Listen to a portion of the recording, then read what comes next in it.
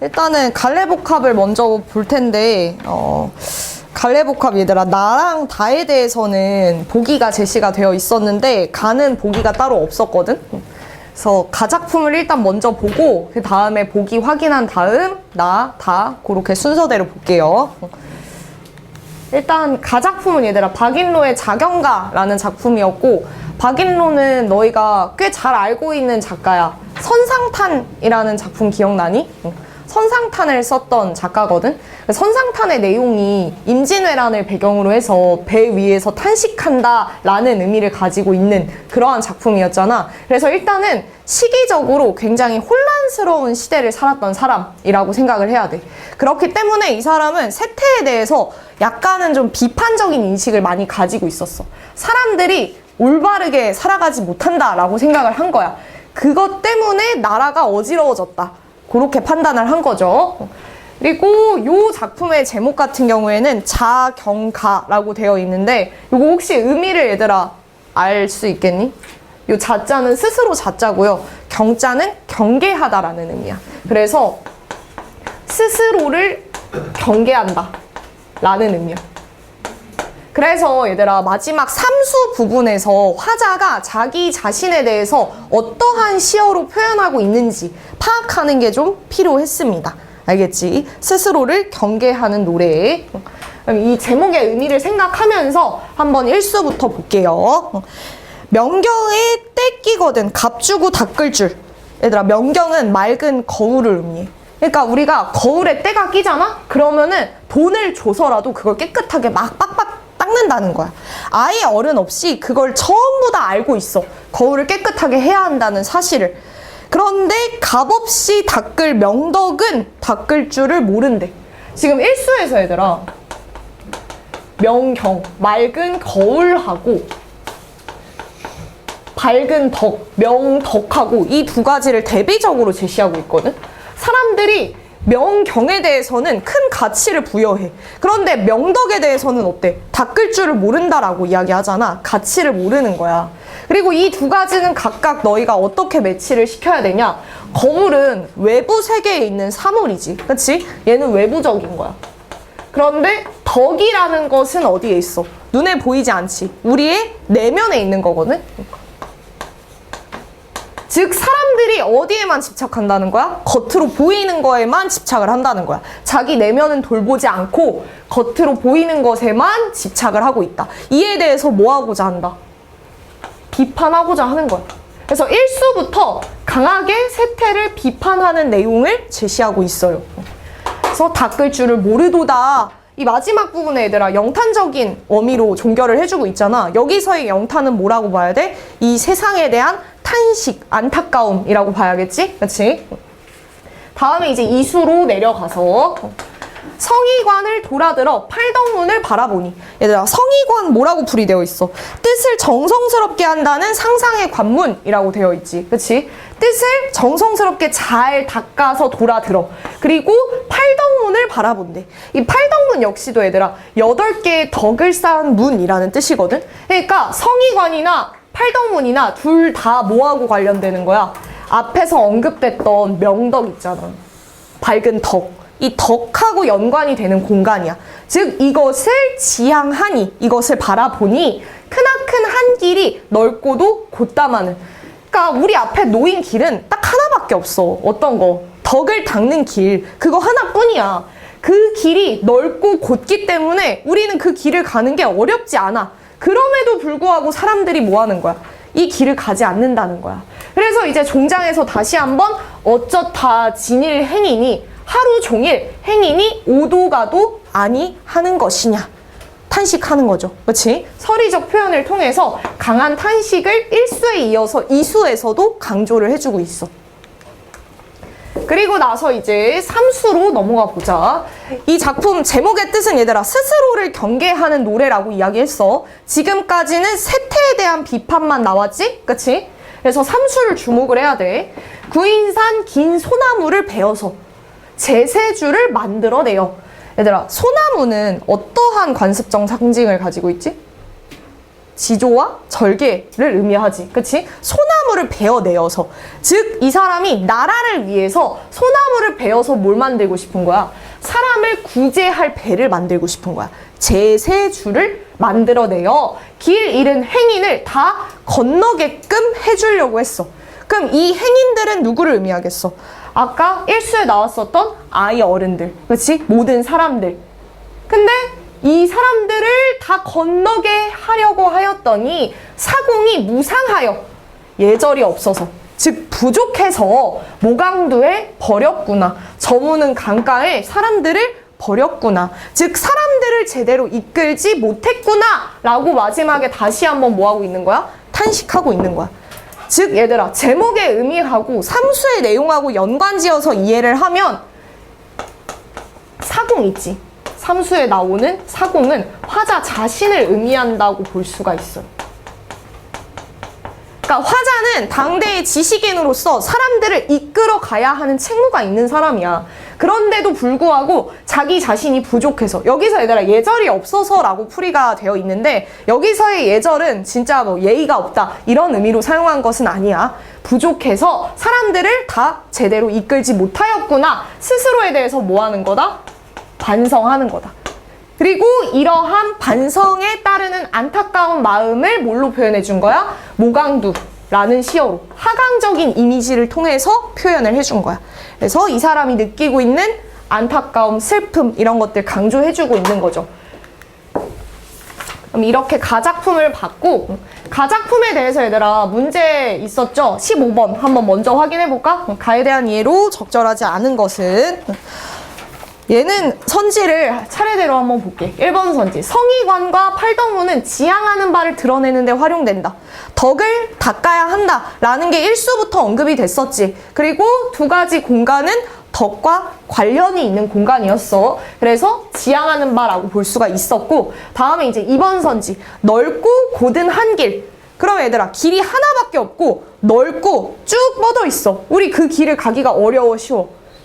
굉장히 쉽지. 그래서 그것을 걷는 것이 쉽다는 점을 나타내는데 활용된다고 볼 수 있어요. 다음에 이제 3번 선지. 긴 소나무. 이것은 세상을 구하겠다는 의지가 강함을 표출하는 데 활용된다.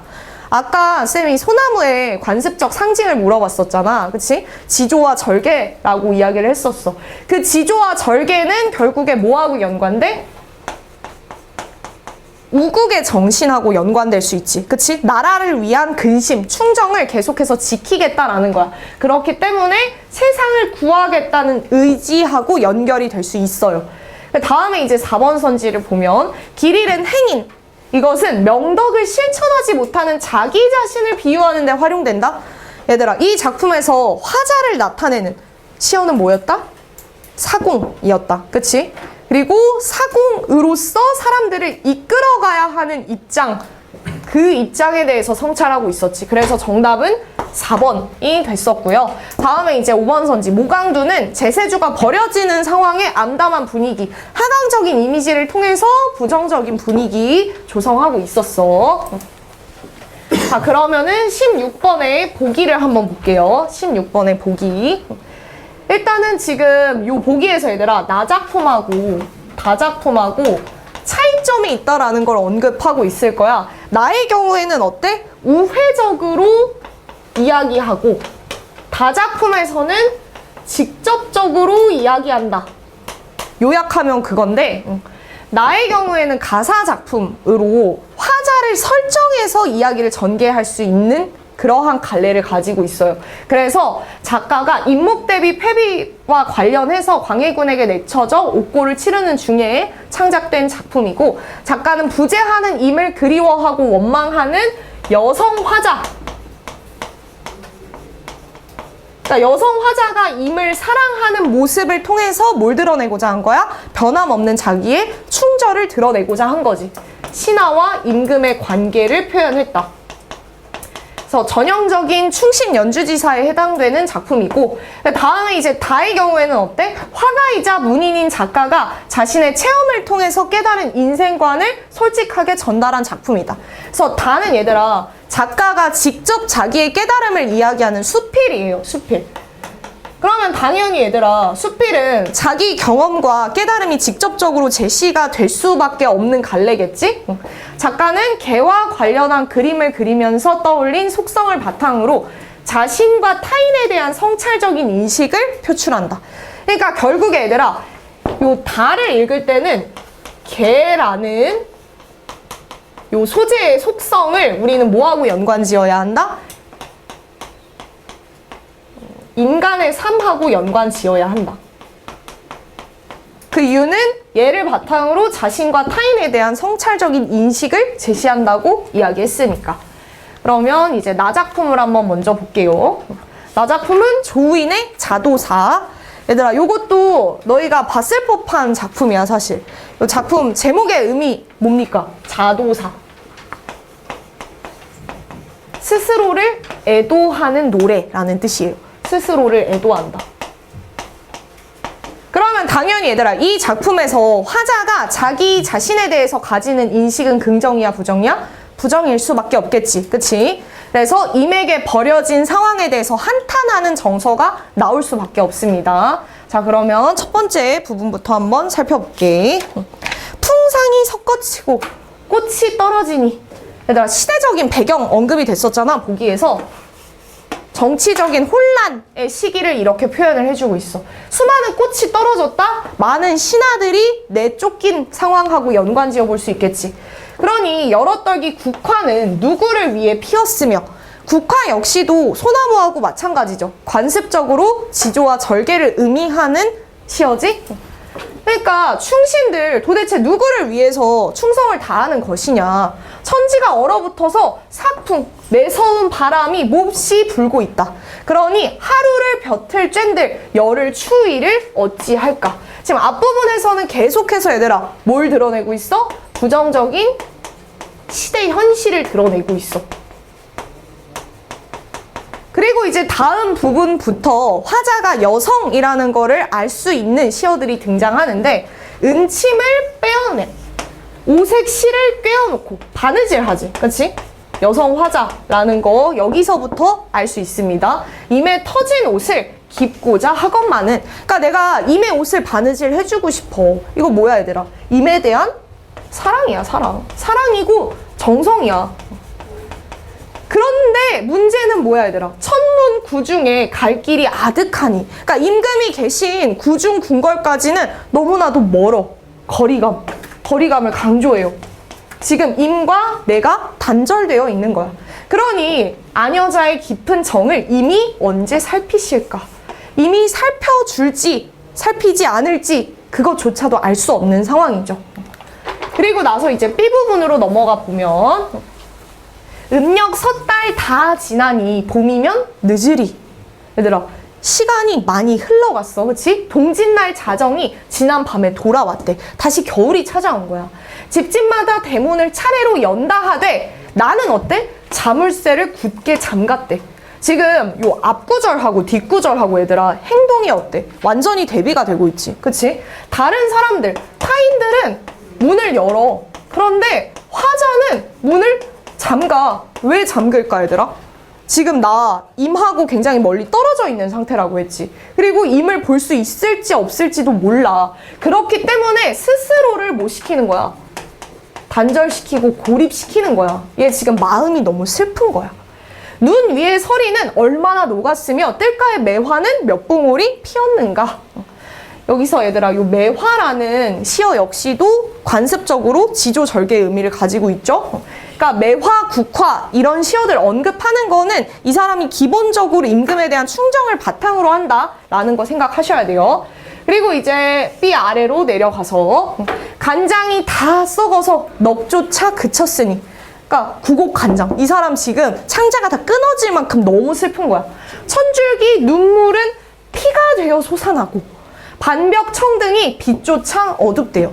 그러니까 벽에 붙어있는 조그만 전등 있잖아. 이 전등까지도 빛이 굉장히 희미해. 힘이 없는 거야. 즉 얘의 이 어두운 분위기는 화자의 정서를 뭐 해줄 수 있어? 심화해줄 수 있겠지. 안 그래도 지금 혼자 방에 있는 상태잖아. 그치? 자물쇠 굳게 잠갔잖아. 근데 방 안에 이미지도 어때? 굉장히 어두운 이미지인 거야. 사람이 많으면 매부나 하련 많은 백일이 무정하니 뒤집힌 동리에 빛을 쏘냐. 여기서 얘들아 요 백일은 밝은 해를 의미하는 건데 요거는 이제 중의적인 의미로 우리 해석해 볼 수가 있어. 말 그대로 해가 비치지 않는다. 앞에서 계속 어두운 이미지를 제시하고 있었잖아. 그래서 연관되는 사실적인 이미지로 받아들일 수가 있고, 두 번째는 뭐야? 나한테 무정한 존재는 누구? 이미지. 그치? 그래서 임금을 의미할 수 있어요.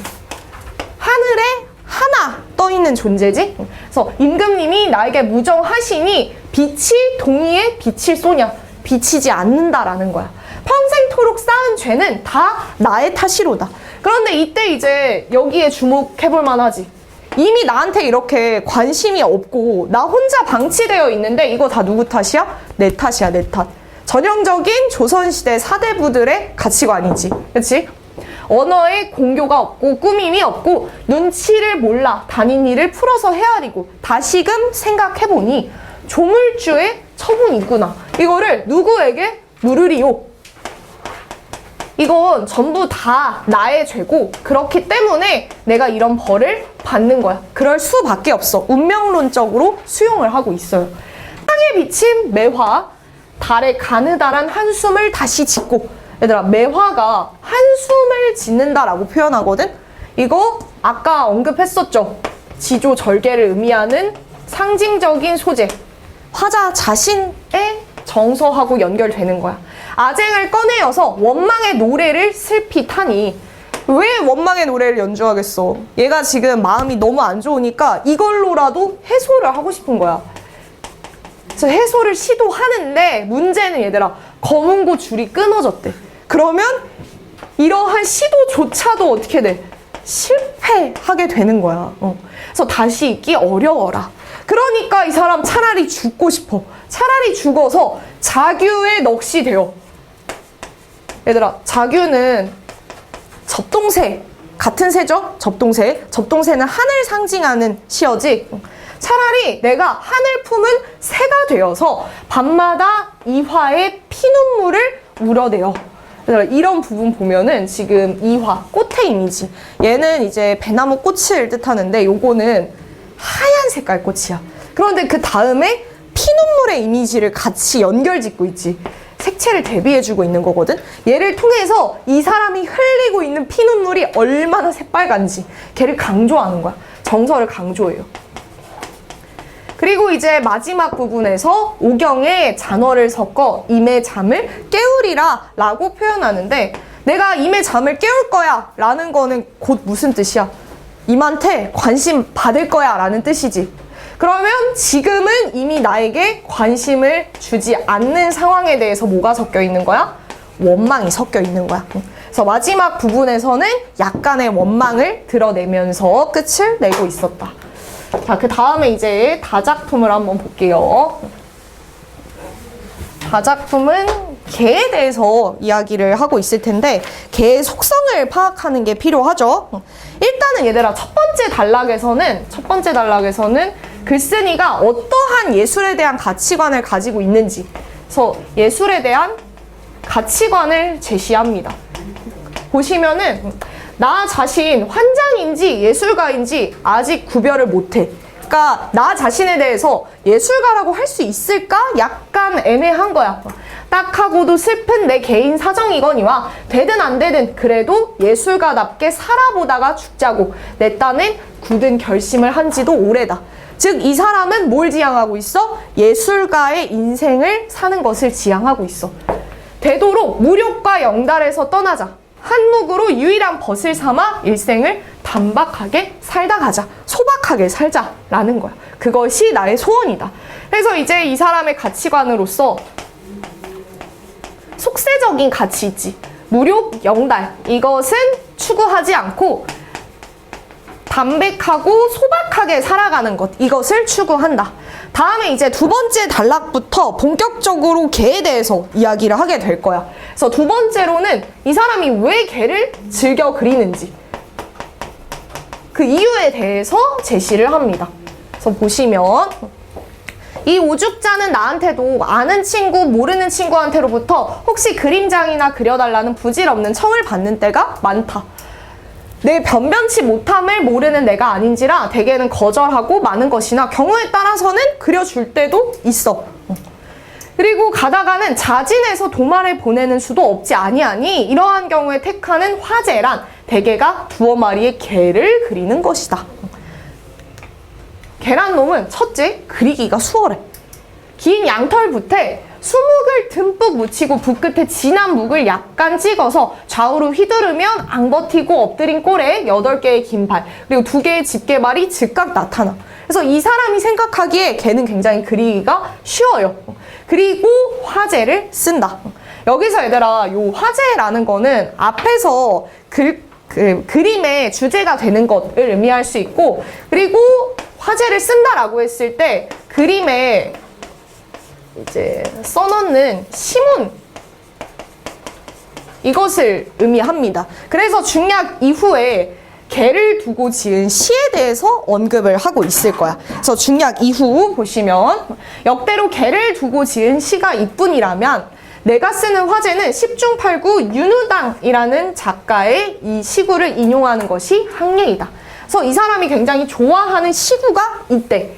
왕세정에 이러이러하는 대문이 묘하기는 하나 무장공자로서 단장의 비애를 모른다는 대문이 더 내 심금을 울리기 때문이다. 그리고 얘들아, 무장공자는 뭐라고 풀이되어 있어? 무장공자. 창자가 없다 라고 표현이 되어 있죠. 그치? 그리고 이제 그 윤우당의 시에서 개를 비유한 표현이라고 나와 있을 거야. 창자가 없는 특성을 가지고 있어. 그렇기 때문에 창자가 끊어지는 것의 비애를 모른대. 이 비애의 주인공은 실로 나 자신이 아닌가. 개의 속성을 어디로 끌어왔어? 나 자신에게로 끌어왔지? 그치? 아까 요 얘기 했었죠. 개의 속성을 인간의 삶하고 연관지어야 한다고. 그러면 왜 나랑 연결짓고 있는지 그 이유를 생각해 봐야 돼. 단장의 비애를 모르는 놈, 얕고 영리하게 처세할 줄 모르는 눈치 없는 미물. 눈치가 없대. 그리고 얕고 영리하게 처세할 줄도 모른대.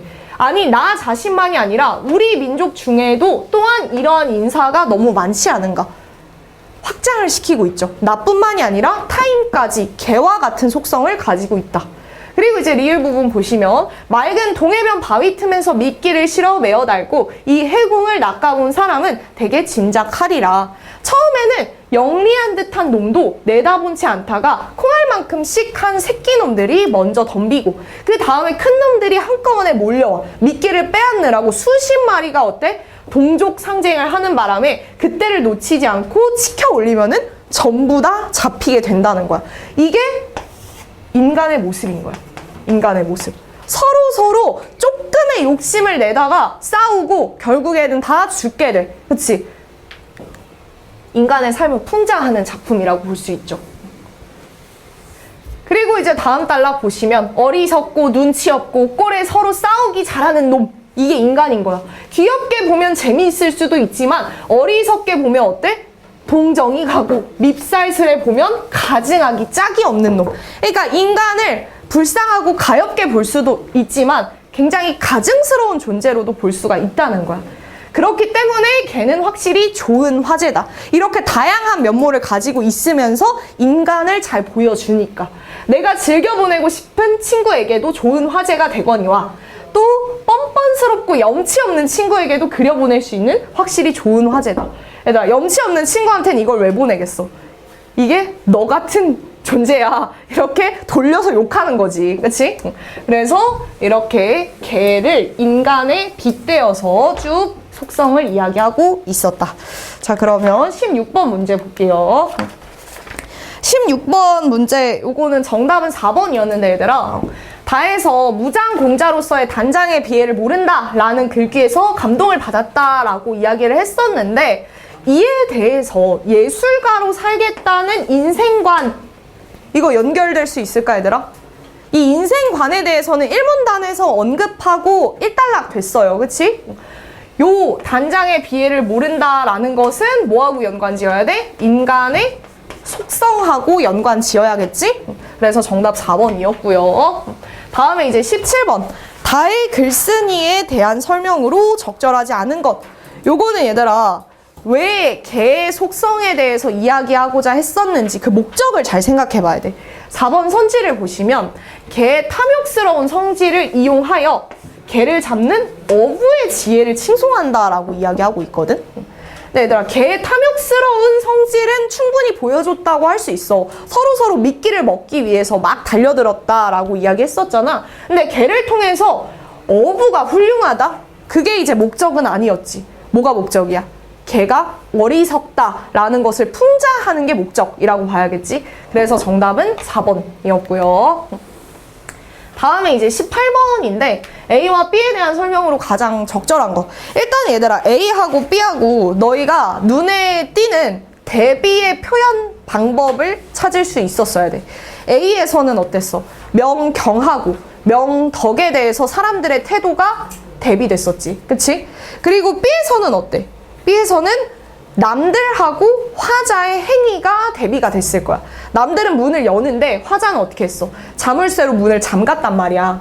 그래서 두 가지가 다 대비의 표현 방법을 쓰고 있었다.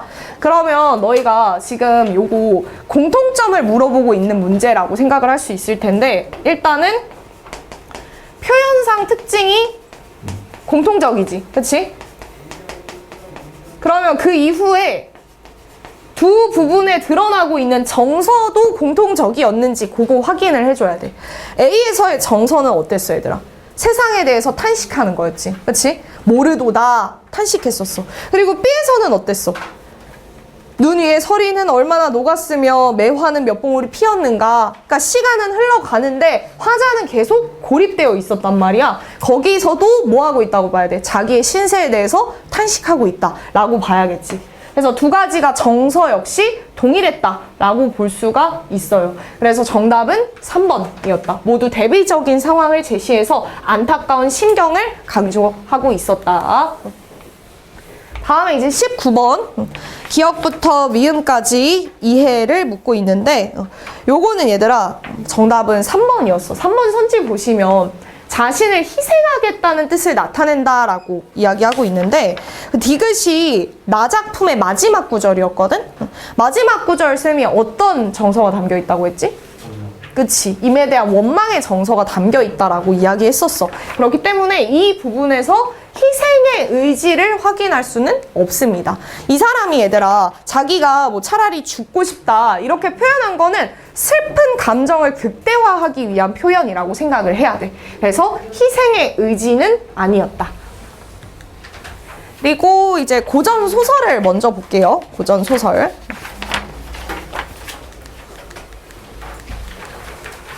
얘도 보기의 내용을 한번 먼저 살펴볼게.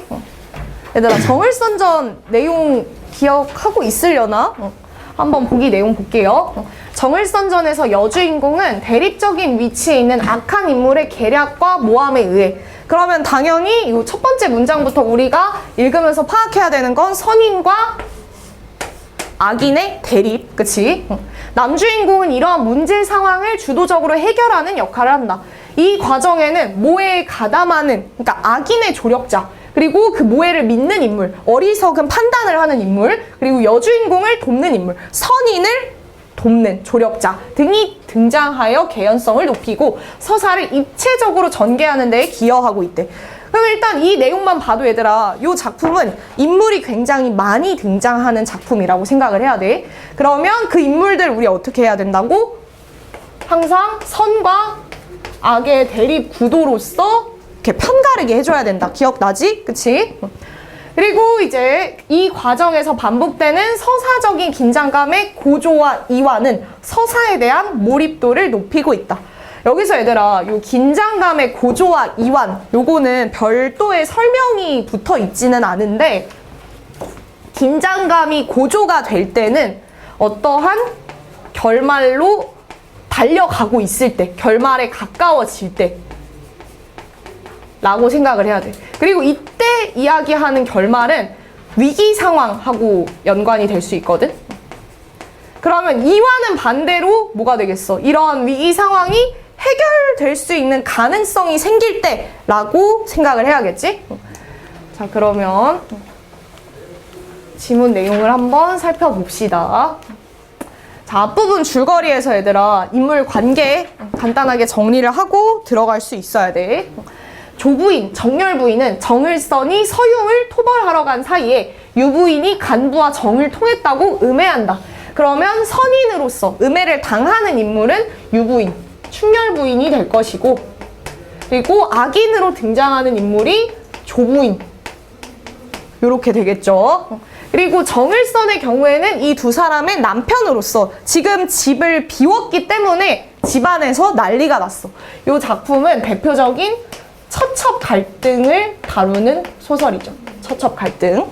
그리고 얘들아, 처첩 갈등을 다루는 소설들은 기본적으로 봉건 질서에 대한 비판적인 의식을 바탕으로 한다라고 생각을 해야 돼.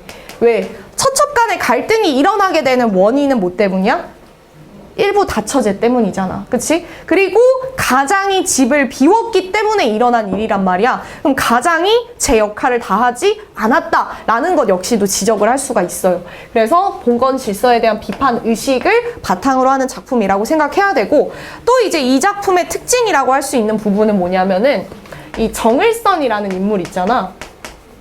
이 을선이라는 인물이 지금 서융을 토벌하러 갔다라고 표현이 되어 있어. 그러니까 얘가 전쟁터에 나갔단 말이야. 그러면 당연히 얘 주인공이니까 전쟁터에서 공을 세우겠지. 그치? 그래서 영웅으로서의 면모를 가지고 있는 인물이야. 그런데 영웅적인 면모보다는 개인적인 부분에 더 집중을 해요. 개인적으로 이 집안의 가장으로서 문제를 어떻게 해결하는가, 그 부분에 집중을 한다. 그리고 이러한 양상 자체가 뭐를 의미해? 봉건 질서는 이미 약화되고 있다. 이것을 의미한다고 볼 수 있어요. 자, 그러면 내용 마저 볼게.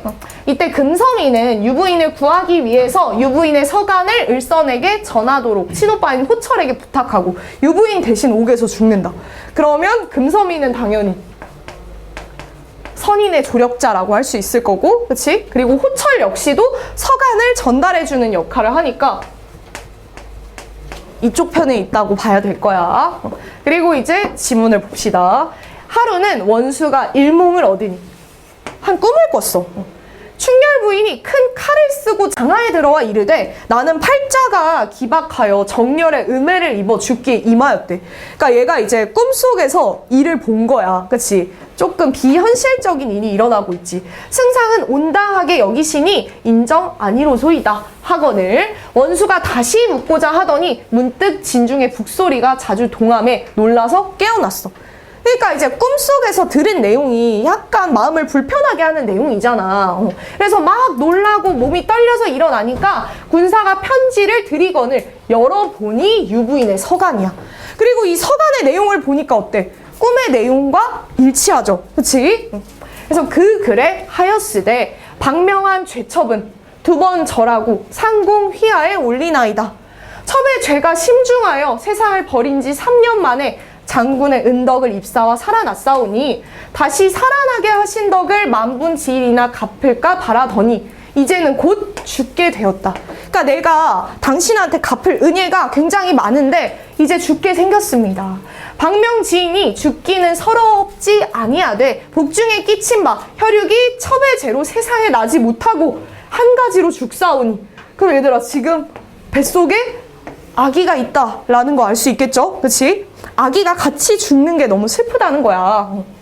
지하에 돌아가니 조상을 배울 낯이 없었고 또 장군을 전장에 보내고 성공하여 돌아옴을 기다리옵더니 장군을 다시 배웁지 못하고 죽는 게 눈을 감지 못할 일이다. 보건상공은 만수무강하시다가 지하로 오시면 배울까 하나이다. 그럼 지금 이 서간의 내용을 봤을 때 얘들아, 유부인은 그냥 죽음에 대해서 거의 체념하고 있는 상태라고 봐야 돼. 그치? 구해달라는 내용 있어 없어? 없지. 다만 뱃속에 있는 아기가 함께 죽게 되는 것이 너무 슬프다라는 내용만을 전하고 있을 뿐이죠. 근데 이거 얘들아, 사실은 돌려 말하는 거지. 지금 애기 있으니까 빨리 뭐하러 오라는 거야? 구하러 오라는 거지. 그치? 그래서 원수가 보기를 다 못하여 대경하여 크게 놀라서 급히 호철을 불러 물으니 호철의 대답이 분명치 못하나 대강 알지라. 왜? 이미 꿈에서도 봤고 편지 내용으로도 충분히 봤어. 그럼 이제 어떻게 해야 돼? 가야겠지, 구하러. 본부에 급한 일이 있어 시각이 바쁘니 중군 대소사를 그대에게 맡기나니 나의 영을 어기지 말고 행군하여 뒤를 쫓으라. 부원수가 청령하거늘 원수가 이에 청총말을 채쳐 필마 단기로 3일 만에 황성에 득달하니라. 그래서 3일 만에 도착을 했습니다. 차시 장면이 전환된다. 조씨, 조부인이 다시 형의를 베풀고 월매를 잡아내어 막 매질을 하고 있어. 월매라는 인물, 얘 지금 조씨한테 벌 받고 있잖아, 얘들아. 누구 편이겠어? 유부인의 편이라고 할 수 있겠죠? 월매도 유부인의 편에 있는 인물이야. 조씨가 치다 못하여 그치고 차후에 탄론할까 겁이 나요.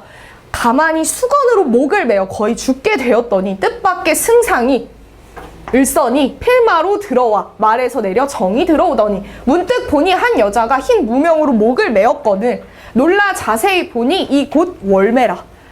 바삐 끌어놓고 살펴보니 몸에 유혈이 낭자해. 그러니까 그만큼 굉장한 매질을 당한 거야. 정신을 모르는지라 즉시 약을 흘려 넣으니 이윽한 후 정신을 차려 눈물을 흘리며 인사를 차리고 승상이 불쌍히 여겨서 이에 약물을 써 구호함에 정신을 진정하거늘 이제는 연고를 묻죠. 월매가 이에 금섬이가 죽었던 일 그리고 유부인이 화를 피하여 땅굴 속에 계심을 자세히 고했어. 승상이 이에 대해서 분해하여 급히 월매를 앞세우고 땅굴에 가봅니다. 그랬더니 유부인이 있어. 얘 어떻게 살아남았던 거야? 월매가 가져다주는 식량으로 살아남았던 거야. 그러니까 이제 월매가 없었으면 이미 죽은 목숨이라고 볼 수가 있겠지. 굉장히 중요한 조력자죠. 그리고 아이도 이미 낳았네. 복중이 허한 중 월매가 옥중의 고남에 어찌 식량을 이으리오. 그러니까 월매가 옥에 갇혀 있으니까 얘한테 식량을 전달해 줄 사람이 없었던 거야. 그러니까 아기를 낳고 나서 몸보신도 제대로 못한 거예요. 여러 날을 굶을 때 기운이 다하고 지기가 일신에 사무치니 몸이 부어 얼굴이 변형하여 능히 알아볼 수 없는지라 그 가련함을 어찌 다 헤아리리오. 얘들아, 이 부분 보면은 서술자가 지금 개입해서 자기의 생각을 밝히고 있는 거야. 그치? 편집자적 논평 확인할 수 있죠. 서술자는 누구 편? 마찬가지로 유부인 편. 아해와 부인을 월매로 보호하라 하고 내당에 들어가서 왕비께 배우니 왕비가 크게 반겨 승상의 손을 잡고 왈. 여기서 지금 왕비라는 게 언급이 됐는데 요 을선이 있잖아. 을선이는 지금 배경이 중국이에요. 요 작품은. 그래서 중국에 천자가 있지, 그치? 천자가 있고 그 아래에 여러 왕들이 있을 거야. 그 중에 하나라고 생각하면 돼요. 그래서 왕비가 얘 엄마야, 알겠지? 왕비가 크게 반겨 승상의 손을 잡고 왈. 만리 전장에 가서 대공을 세우고 무사히 돌아오니 노모의 마음이 즐겁기 측량없도다. 그러니까 너가 무사히 와서 너무 기뻐. 그런데 너가 떠난 후에 집안에 불측한 일이 있으니 그 통한한 말을 어찌 다 이야기하겠느냐. 여기서 말하는 이 불측한 일이 뭐야, 얘들아? 조부인이 꾸몄던 모해. 이 모해를 의미하는 거죠. 하고 충렬부인의 자초지종을 말하니 승상이 여쭈오되 진정하십시오. 처음에 충렬부인의 방에 간부가 있음을 어찌 알았습니까? 라고 물어봐. 이거를 알아야지만 도대체 이 계책을 누가 세웠으며, 그치? 누가 잘못을 한 건지 시비를 가릴 수가 있겠지. 그래서 왕비가 이야기하되 서사촌 복록이가 와서 이리 하기로 듣고 알았노라. 그럼 얘들아, 복록이는 누구 편이라고 봐야 돼? 얘는 조부인 편이라고 봐야 돼. 그치? 이쪽에 가담한 인물이에요. 승상이 크게 화나여 복록을 찾으니 얘는 이게 들킬까봐 두려워서 벌써 도주했어. 그치? 그래서 승상이 외당에 나와 형구를 배설하고 옥조를 잡아들여 국문하되 여등이 옥중에 죽은 시신이 충렬부인이 아닌 줄 어찌 알았으며 그 말을 누구 들어 하였난다. 숨기지 말고 바른 대로 이야기하거라. 그래서 이렇게 말하는 소리가 막 우레 같으니 옥졸들이 겁이 나서 말하기를 소인 등이 어찌 알았으리까마는 염습할 때 시신을 이렇게 처리할 때 보니까 얼굴과 손길이 곱지 못해. 근데 이제 부인은 높은 집안의 부인이잖아. 그치? 집안일을 안 하겠지. 그럼 손길이 고울 수밖에 없어. 근데 곱지 못했기 때문에 부인과 다름으로 의심하여 서로 말할 적에 정열 부인 시비 금연이가 마치 지나가다가 듣고 묻기에 소인이 안면에 보기가 민망하여 말하고 행여 누설치 말라 당부하올 뿐이요. 그 후 일은 알지 못합니다. 승상이 듣기를 마치고 또 화가 나서 칼을 빼어 서안을 치며 좌우를 꾸짖어 금연을 바삐 잡아들여라 라고 호령을 합니다. 그래서 이제 잡아왔어. 고성하며 문할 너는 옥졸의 말을 듣고 누구더러 말했느냐 하니까 몹시 놀라서 넋을 잃어 정열 부인이 금은을 많이 주며 개교를 가르쳐 남복을 입고 충렬 부인의 침소에 들어가 병풍 뒤에 숨었다 라는 내용과 정열 부인이 거짓으로 병든 채를 해서 충렬 부인이 놀라 문병하고 탕약을 갈아들여 밤이 깊도록 구병을 하게 하였다 라는 것. 그래서 이 두 가지 모략에 대해서 이야기를 해주죠. 그러면 금연이라는 친구는 조부인하고 작당을 했었구나 라는 거 알 수 있을 것이고, 그리고 이후 내용을 살펴보면 이후 충렬 부인이 정열 부인의 명에 따라서 마지못하여 침실로 돌아가신 후에 조부인이 성복록을 청하여 금은을 주고 왕비 침전에 두세 번 참소하던 말을 자초지종을 낱낱이 고하니 왕비가 앙천 탄식 통곡하면서 말하기를 내가 사리에 어두워서 악녀의 꾀에 빠져 애매한 충렬을 죽일 뻔하였구나. 이 부분에서 자기가 어리석은 판단을 했었다라는 것을 깨닫고 있죠. 그러니 무슨 낯으로 현부를 대면하리오. 그렇게 현명했던 어질던 부인을 내가 어떤 낯으로 볼까 반성을 하고 있어요. 이렇게 슬퍼하니 승상이 말하기를 이는 어머니의 허물이 아니시고 제가 집안을 다스리지 못한 죄입니다. 복망 모치는 심력 끼치지 마십시오 라고 해서 이제 이후에 조부인을 벌주는 내용이 드러나게 됩니다. 그래서 이후에 나오는 게 얘들아 그거야. 조부인이 똥을 무더기로 밟고 막 우스꽝스러운 모습이 되는 거, 희화화를 하면서 조부인을 풍자하는 장면이 나왔습니다. 그러면 문제를 한번 보자. 23번 윗글에 대한 이해를 묻고 있는데 얘는 내용 파악했는지를 묻는 문제죠. 정답은 2번이었는데 을선이 월매의 설명을 들으면서 시비를 가릴 필요성을 느꼈다라고 표현을 했거든. 근데 얘들아 월매의 설명을 듣기 이전부터 얘는 알고 있었지.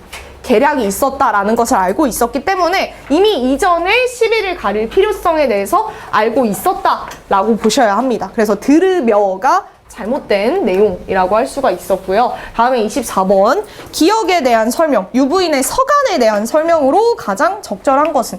얘들아 이 서간은 앞에 제시됐었던 승상의 일몽하고 관련이 있었지, 그치? 그래서 정답은 요거 2번 꿈에서 한 말과 연계가 되면서 상황의 위중함을 알려준다. 그렇기 때문에 을선이가 어떻게 했어? 바로 필마로 돌아들었죠. 다음에 이제 25번 A와 B에 대한 이해로 가장 적절한 것은?